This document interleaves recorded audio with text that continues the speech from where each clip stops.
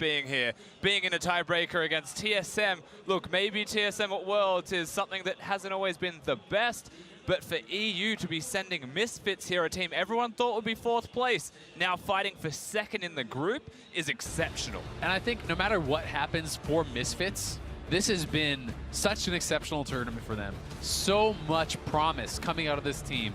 In 1 year, they have made the growth from challenger scene to 2nd place in Europe. Now, challenging TSM here in a tiebreaker to go to quarterfinals with 5 players who have never been to Worlds, and I just think that's exceptional. Well, the draft has started and already TSM have made a minor change. Kalista has missed her spot in the first ban slot, but she's back in on the second. But Janna Lulu being banned early tips hands very heavily for this early stage of the draft. You have to think that Misfits probably don't want to give over Rakan again to Biofrost, who has been very, very effective on it. So the question does TSM ban it away, or are they happy to actually play into that, perhaps give it as a first pick? There's a lot of options, and kind of the thought process here has to really be looked at a couple steps ahead. I am curious to see where IgNar wants to go for Misfits as well. Rakan is definitely something that should be banned from TSM. Wasn't sure if they were going to throw the gauntlet and say try your best. I feel like Rakan with Lulu Janna gone just gives too much to a team. Well, we'll see if Misfits change it up again and stick with something like the Blitzcrank Alder Thresh and kind of buck the trend of Ardent Sensor, at least for this game. And that's a really interesting point because, if you're banning away a lot of these Ardent Sensor supports, Misfits has already shown that they are comfortable to play around this style, and they are perhaps trying to preempt what TSM was maybe going to do. Taking away the Taric, it is an Ardent Sensor support. It's something that Biofrost is comfortable playing. And now, for them, do you go back to something like the Nami, where they did not have success against Misfits in their first game? Do you go for something like the Karma? Or is Biofrost, perhaps, even pushed off an Ardent Sensor support altogether? Yeah, it could force a weird support for TSM. I was hoping that it wouldn't be a Sejuani here as well, just quietly. Svenskeren could have picked Gragas, which is good into Taric, just, dispersing them all whenever Taric presses the ultimate. Not going to be the case here. They've changed it up, and very quickly. The trust in Kog'Maw, though, here for TSM. That's their next pick. We could be back into the Nami Kog'Maw once again. This is how Misfits actually beat TSM in game number 1 of their series. Many days ago, last week, they actually were able to defeat that, and famously, Doublelift starting very kind of greedy play, with the not Warlord's Bloodlust. He goes for the Fervor, he goes for a Cull instead of something with a little bit more HP, a little bit more defensive stats, and they did get taken advantage of, and it was the Gragas of Maxlore that was going bot lane, that was ganking Doublelift, and they put them very far behind. And I think probably the toughest part for TSM here with Xayah Gragas taken there for Misfits is that TSM, they need to know what their support is probably right now, because they're going to keep losing bans in Phase 2 if they don't take it. Yeah, I certainly think they have to lock in their support now. I'm guessing it's Nami or the Karma. Karma is an option as an Ardent Sensor support, and they are going to not go to Nami. I think this makes some more sense. A, because you actually have a little bit more support with those shields. It is more protection. While I do think Nami is stronger in lane than the Karma helps to enable you in the team fights more than the Nami, and that's really where TSM struggled last time. And it's still quite good as a pick into Taric. Getting the extra move speed whenever Taric tries to stun you may help in dodging that one out. So there is absolutely merit in the pick. I like Karma more than I do Nami, just for protecting the Kog'Maw, giving them a shield above all else. It's still a very awkward spot that TSM have placed themselves in. And we have seen the Kog'Maw be extremely effective, but we have not seen the Kog'Maw be extremely effective without a Lulu or Janna, right? And that is what TSM is trying to go down, because this pick is so powerful when it is really backed up by these ultra-powerful shields and ultra-powerful peeling of the Lulu and the Janna and Karma. While it does offer protection, it's nowhere on the level of those other 2 picks, so we're going to have to see Doublelift positioning very well, navigating these team fights very carefully, or you certainly can get taken out. Well, having a major threat in the middle lane as well, so that Kog'Maw isn't just the focal point. It's not going to be a one-carry composition. Bjergsen, I mean, Syndra is there, but I would almost prefer something like a Corki to be that second extra threat that can be auto-attack based, can get something from the Ardent Sensor. And I think that that's exactly the kind of pick that Bjergsen might be going for here. I think it fits well into the composition. But the issue with that is, if you go for the Corki, you're very heavily magic damage. And that is why they are going to be going for this Jayce. But remember, TSM can still flex this top. It could be mid, it could be top. Misfits is going to have to select their draft without knowing which lane it will go in. And then TSM will be able to reactively do their last pick to try to get the most favorable possible matchup. Yep, it's a pretty wild pick there for TSM, one we haven't seen from them in quite a while, but Misfits, I think they know to finish standard. Maokai was banned, so not available as a tank, but Cho'Gath is, and Hauntzer does lock in his Orianna, Old Faithful, back here in the mid lane for PoE. I just love to see a tank that has heavy engage in the top lane for Misfits, because I think that Taric, when utilizing offensively, when using the ult offensively, you can really force fights and you can get the maximum value out of it. If you don't have a lot of way to start fights, then the other team can kind of disengage when you pop the ultimate and it can become so much less effective. This could be actually Karma mid. I was going to say, I just realized that if they really want to playmaking support for Biofrost, they can change it up. I think this is just Biofrost having fun, though. I think so. It's more likely to see something like the Trundle, even perhaps, in the top lane going over, but it could be the Jayce top, so it is actually going to be Jayce top, Ryze mid, so they're going to have to try to really bully out this Cho'Gath in this 1v1 in the top side. And this is so much pressure put on Hauntzer, because if you cannot get massively ahead of the Cho'Gath, I feel that Jayce pales in comparison to the teamfight effectiveness of the Cho. And TSM wanted this. They banned Maokai and Cassiopeia, knowing Cho'Gath was the only real tank left available. They picked Jayce, flexing it between lanes as well, and they baited Misfits into saying, you can have the Cho'Gath, we want to counter it, we want to beat you in lane. It will beat it in lane very early on. The question is, can Alphari still get to the team fight? And the question is, can Maxlore turn that around, right? The jungle interference sometimes can really make a big difference, and we've seen TSM 0 first bloods in 6 games throughout the tournament. If Jayce gets put behind against a Cho'Gath, if Cho'Gath is able to outpace the damage with early Ninja Tabbies, early Bramble Vest, even the 1v1 can become a struggle. And from there, Jayce offers almost nothing. You must win your lane. Well, coaches will shake hands with each other for the last time in this tournament, as Misfits and TSM are playing a very monumental tiebreaker. I mean, already day one just shook things up with Fnatic's Miracle Run, but as far as impact goes, I mean, 2 regions are really at stake here, both NA and EU. One of them will walk away disappointed, and is it Misfits, is it the world's rookies that push it through, or is it North America's veterans, the most dominant team that finally find themselves in an early game and push through to a win? And trying to be the first North American team to get into the quarterfinals as well. They broke the first curse, now they're going to break the second. We'll see if they can get it done here. But oh boy, this is going to be one for the ages. I think no matter what happens, this will be epic. Certainly will, and this is a game that is going to be remembered by European and North American fans, regardless of the result, for so long. There's such a fierce rivalry between these 2 teams and between these 2 regions. PowerOfEvil touting himself as the kryptonite to TSM, you know, taking them down previously in the past on UOL, again beating them earlier in the group stage when they were not expected to win at all. And we have to remember, despite the earlier victory for TSM, it was Misfits with a massive early game advantage. A little flare flashing here. Sven and Hauntzer just trying to get some vision in. Doublelift to meet Hauntzer here behind Biofrost, although IgNar also in the area. It's not bad, actually. The early aggression. Both will get a recall off and they'll be okay. What we are looking at, though, through the early stages of this game, Hauntzer walks in, tries to find Maxlore at the blue buff, and that's the place we have to start this conversation off with. Maxlore will be on the opposite side of the rift, most likely getting a full leash towards the red buff, means that he'll be slightly ahead of Svenskeren on the opposite side of the map. But with the way TSM are currently posturing, I'm not sure if it's an early blue buff steal at level 1, or if he is going to go back to his red. Yeah, and I'm thinking it's looking much more like that blue buff steal. We'll see what they decide to go for. I think, especially now that he's still here, it is going to try to be that invade for the blue buff steal, and they will try to make an advantage out of that. We'll have to see what the response is going to be, though, from Maxlore. This has been spotted out, so Maxlore can simply go from his red to TSM's blue and try to equalize through that, but jungle pathing does become more interesting in these kind of games. You have to be able to adapt. You have to be able to think on the fly. And if you're TSM, here's the counterplay, right? Your bottom lane's a Karma Kog'Maw. It's going to push in at level 1. You immediately go towards the blue buff, try and place some vision. Maybe you push Maxlore away if he's going to rush single camps, but maybe you can just see him doing that and give Svenskeren extra time for even a gank on the opposite side of the rift. This is also very interesting from Sven, because he's actually basically saying, Maxlore is going to go to my blue, so I will get more from your side of the jungle than you will from mine. And the fact that Maxlore now has gone to this side of the jungle with 2 camps down means if Svenskeren can be defensive in his own jungle, can pick up his own red and blue, then TSM have gotten an early game advantage from the jungle passive. Yep, gonna cover Hauntzer in top as well. Just smashes down the Scuttle Crab with Sejuani's E damage after the proc. And you can see Hauntzer trying to zone Alphari off the wave. This is a rough time for Cho. It certainly is, and I'd also take a little bit of time to talk about the item and mastery choices from Doublelift in the bot lane.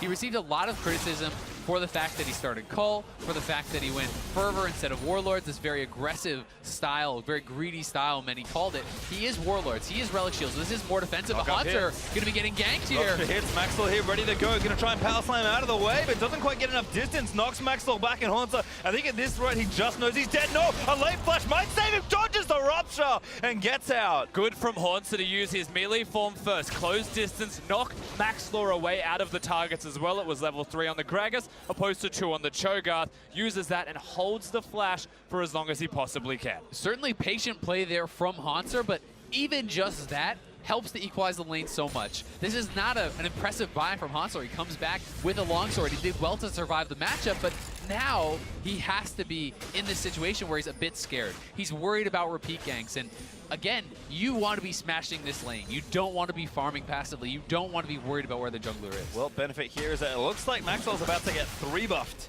by Svenskeren, who did full clear his red side and is now onto this blue.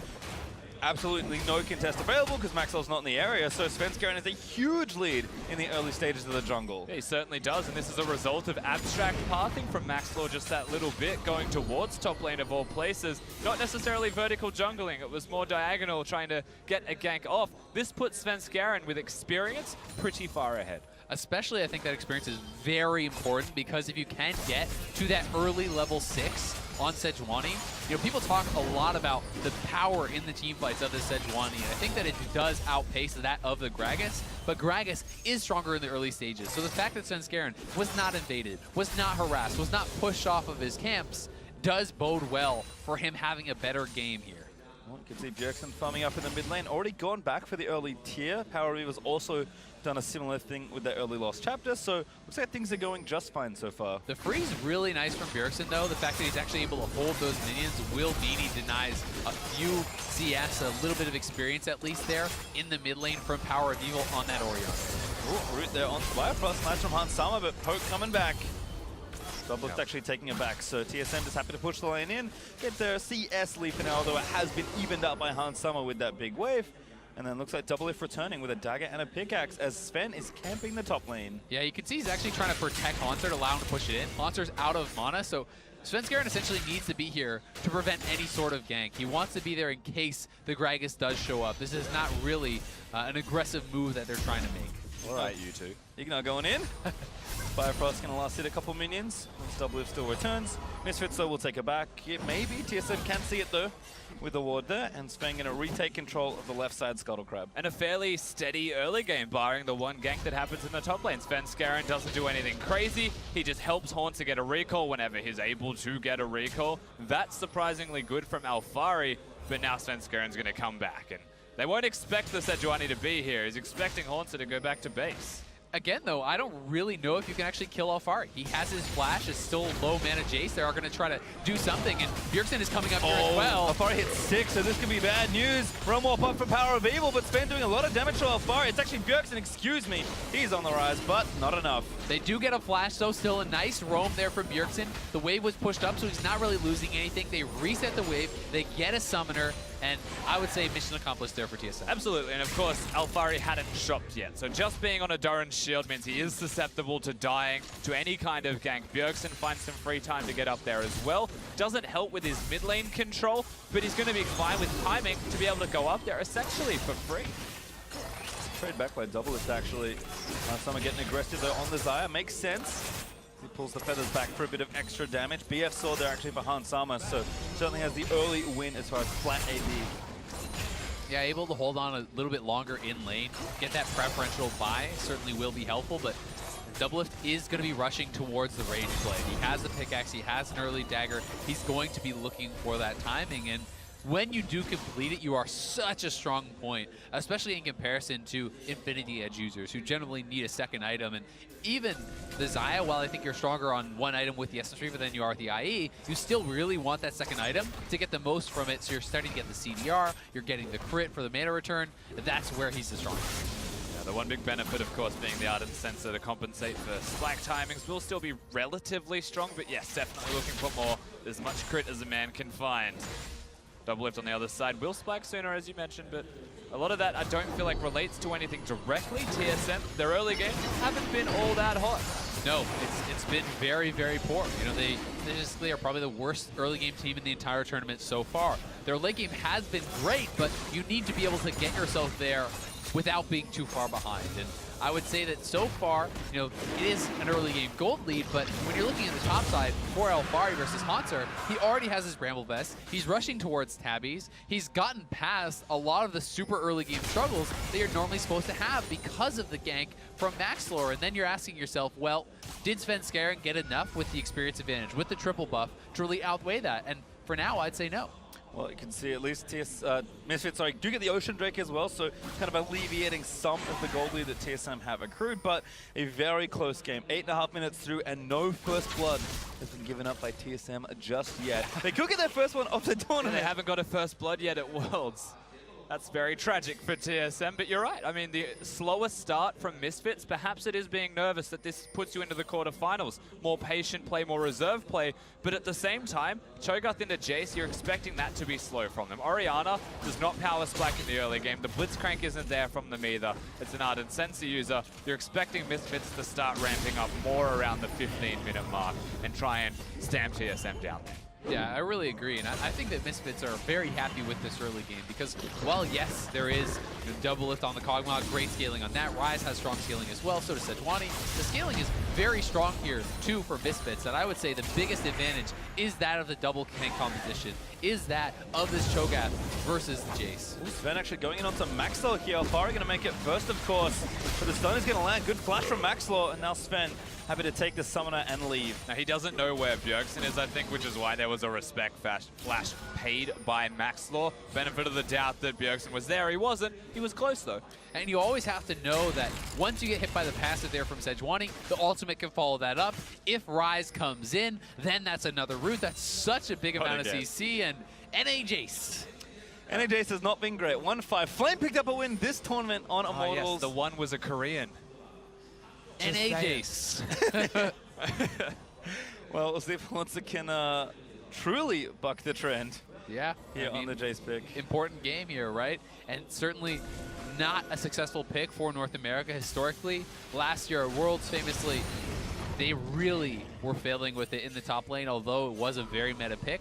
North America never really was able to execute on the pick. They're sometimes able to get the lane advantages, but even with those, never really able to convert, never really able to find the snowball and close out a game.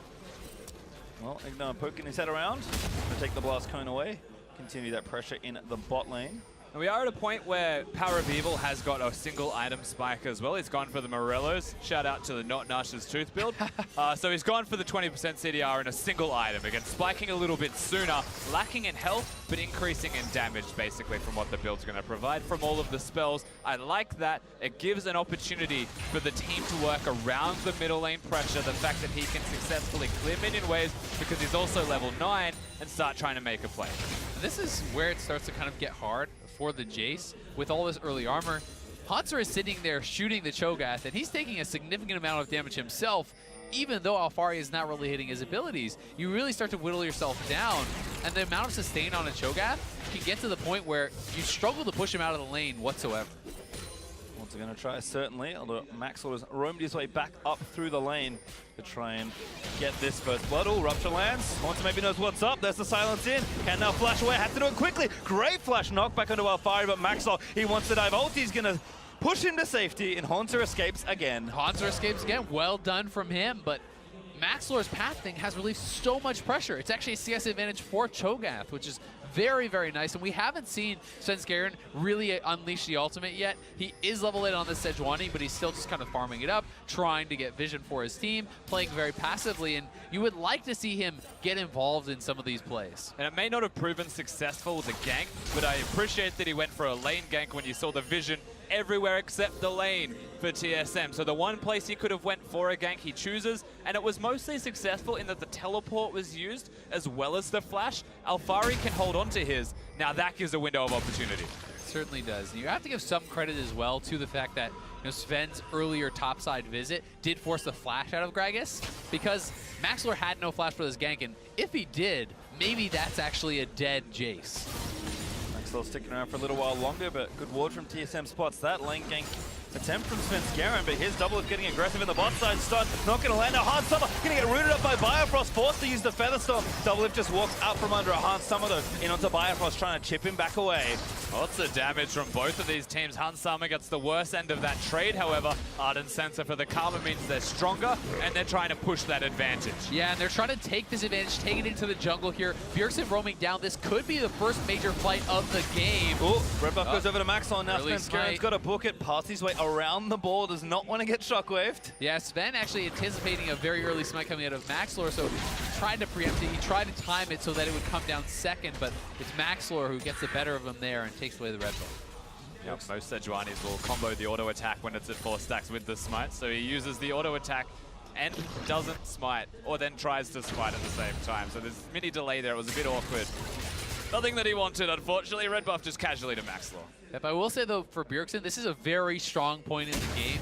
The initial completion of the Abyssal Mask against the 3 AP topside makes you very powerful. You can start playing a lot more aggressive. It's tough to get. Maxlore going to knock him back. Alphari makes it in with a blast cone. Bjergsen here with the Realm Walk, maybe trying to join in. Good juke out of the rupture from Hauntzer. And Bjergsen in support. Hauntzer really doing a good job absorbing this pressure, and he's actually building towards a Blade of the Rune King, it looks like, accepting that he cannot rush the armor penetration because the lane has not been as dominant as he would like. He's now going to have to go more for that 1v1 style, the percentage HP damage against this Cho'Gath, and the lifesteal honestly did withstand all that returned him. Yeah, it's defensive, it's split push build for Hauntzer. He's going up against the Cho'Gath, so it's a very apt build nonetheless. Just means that his pressure when he's grouping up to siege will be significantly lessened. It's also going to be really hard for him. They could actually be losing a lot of damage on this turret because TSM is on the bot side. Again, Maxlore up to the top side, playing around Alphari, going against the conventional wisdom in this meta of playing only to bot side, and so far so good with this red buff. They may actually be able to just knock down this turret straight up. Looks like Hauntzer just going to concede control, even PowerOfEvil roaming up, so going to just have to make a trade here.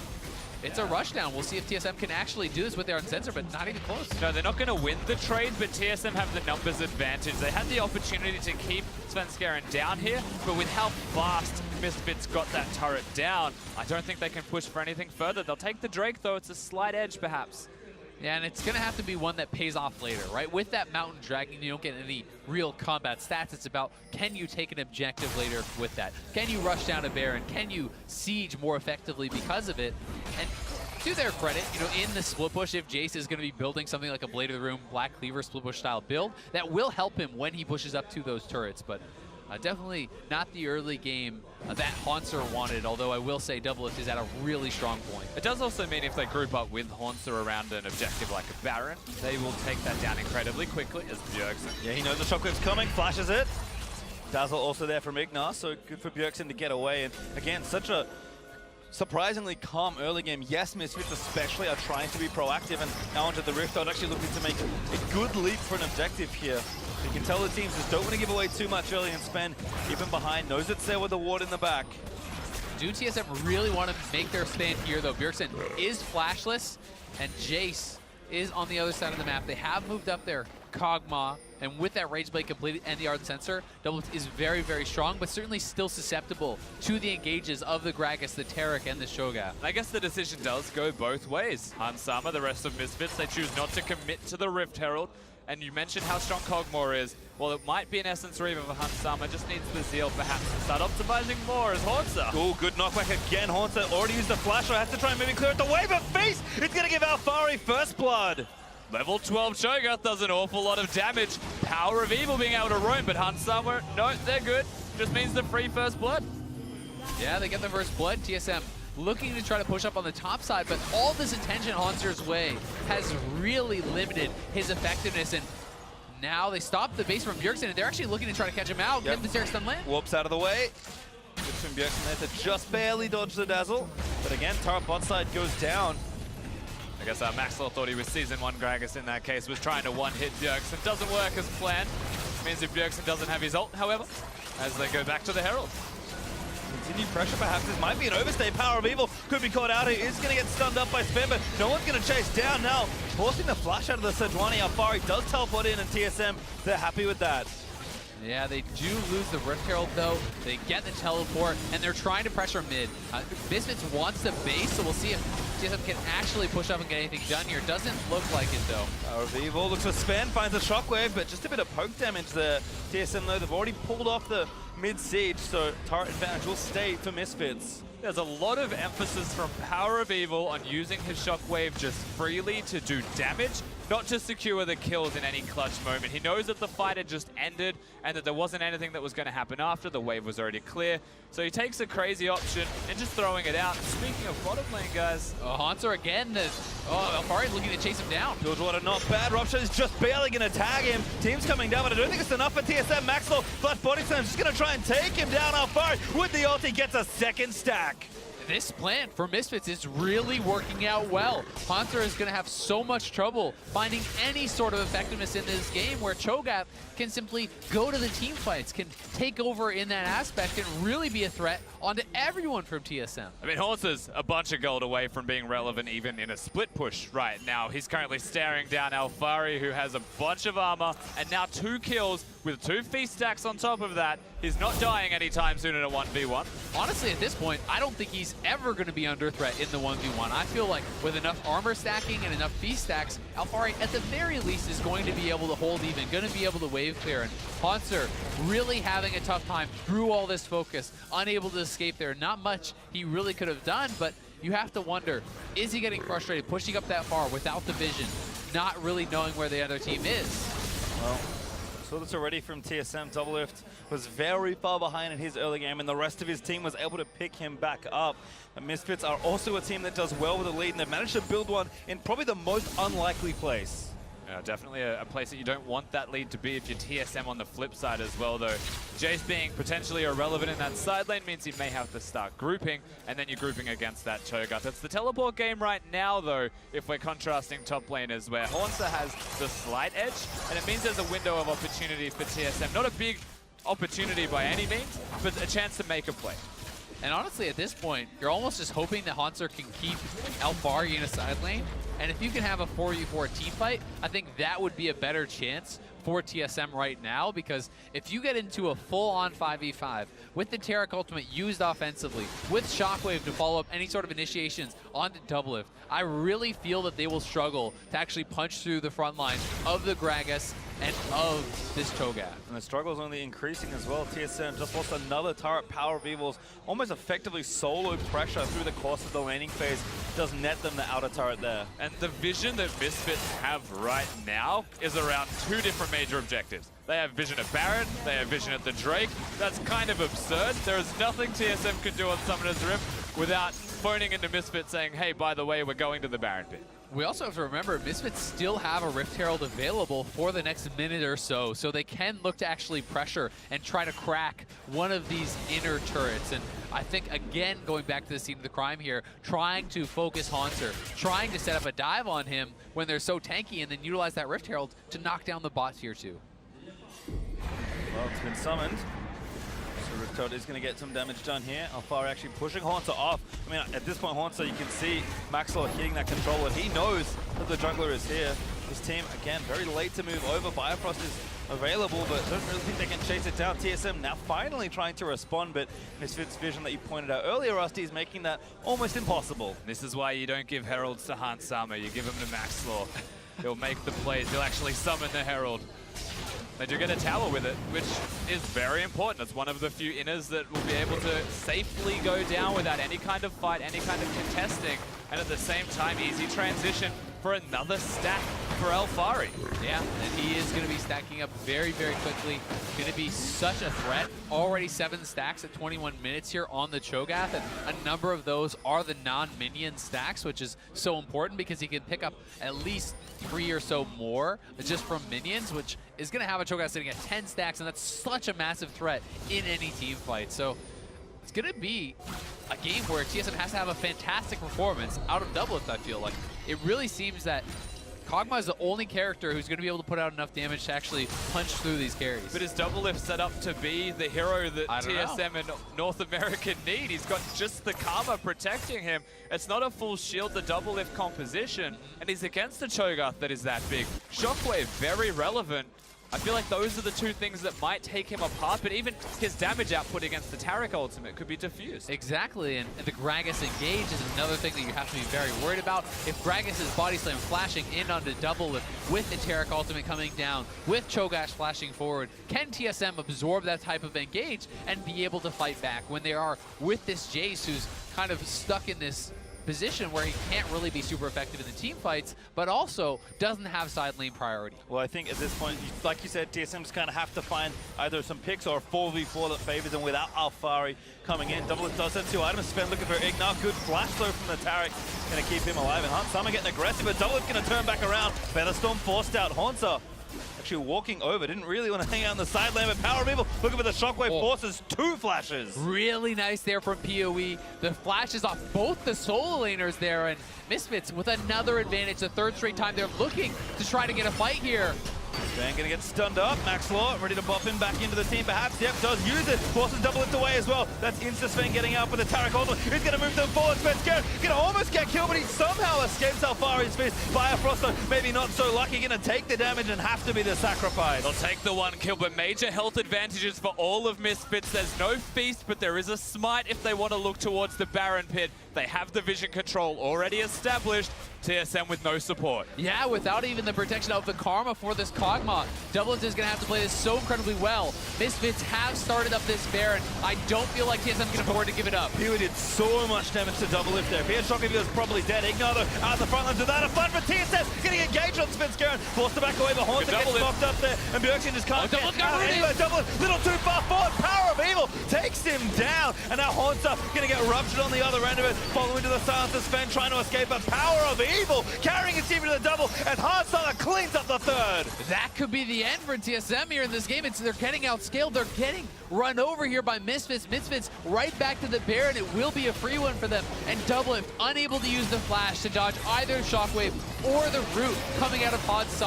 And Misfits have full control over this game. 0 kills in this game for TSM. Hope is absolutely fleeting for the roster as Misfits are starting to run away with it. The Baron's big. They even get a feast stack for good measure on the Cho'Gath as if they needed anything extra.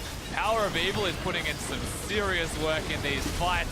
Doublelift gets rooted in place by Hauntzer, I believe, which is a big part of this, why they're able to do relevant damage. Bjergsen is just so far away from his team. He's conceded the fight. They know it's over. Maybe they shouldn't have contested the Baron like that at all.